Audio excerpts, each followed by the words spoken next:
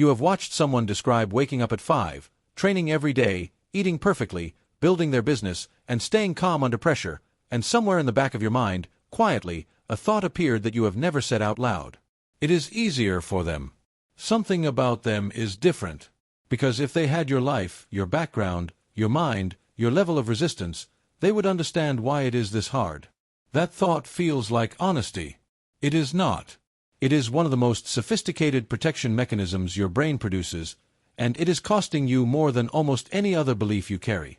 Here is the actual truth about why discipline feels harder for some people than others, and it is not what either side of this debate usually says. Discipline does feel harder for some people. That part is real, and it deserves acknowledgement rather than dismissal.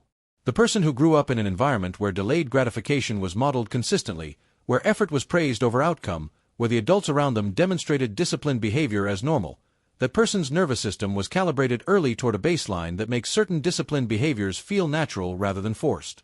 Their starting point is genuinely different. The person who grew up in an environment of chaos, instability, or immediate gratification patterns, their nervous system was calibrated differently. The discomfort of discipline, the wait, the effort before reward, the absence of immediate feedback, these feel more foreign, more threatening, and more cognitively expensive for someone whose early environment never normalized them. So yes, some people are starting from behind. Acknowledging this is not making excuses. It is accurate. But here is where the honest accounting has to continue, because most people stop at the acknowledgement and treat it as a conclusion. The nervous system calibration of your early environment is real. It is also not permanent.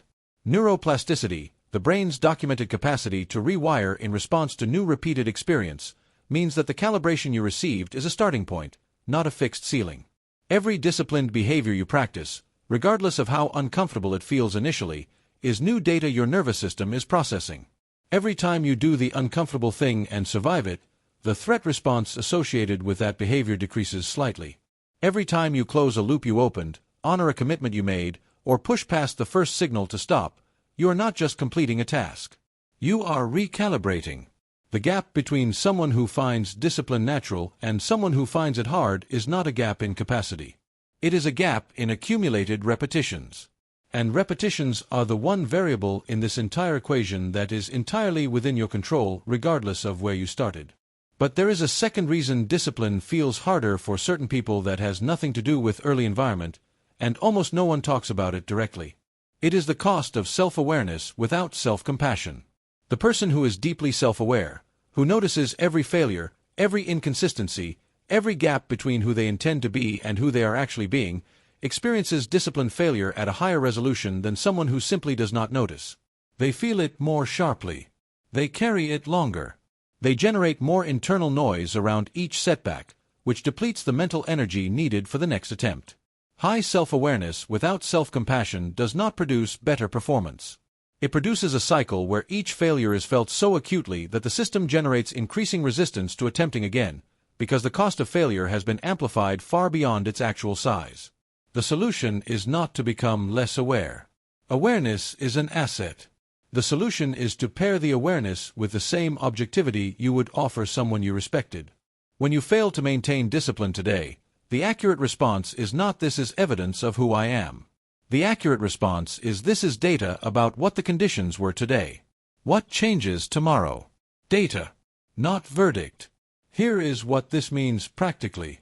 The fact that discipline feels harder for you is real information.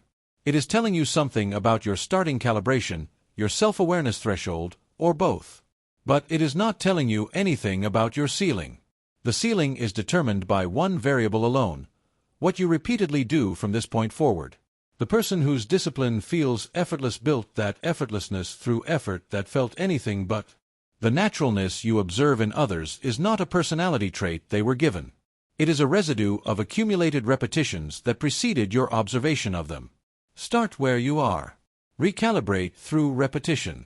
Treat every failure as data rather than verdict.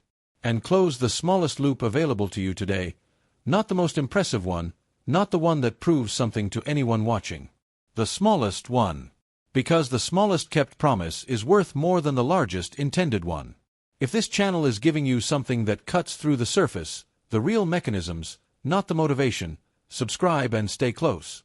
Share this with someone who has ever said discipline is easier for some people than others, because this conversation needs to reach them. Comment below with one word that describes what made your relationship with discipline hard to begin with. No judgment here. Honest answers only. And the next video is going to go somewhere most discipline content never goes. The neuroscience of why your worst discipline failures almost always happen at the same time of day, and the specific intervention that stops the pattern before it starts. That one is precise. And it is close.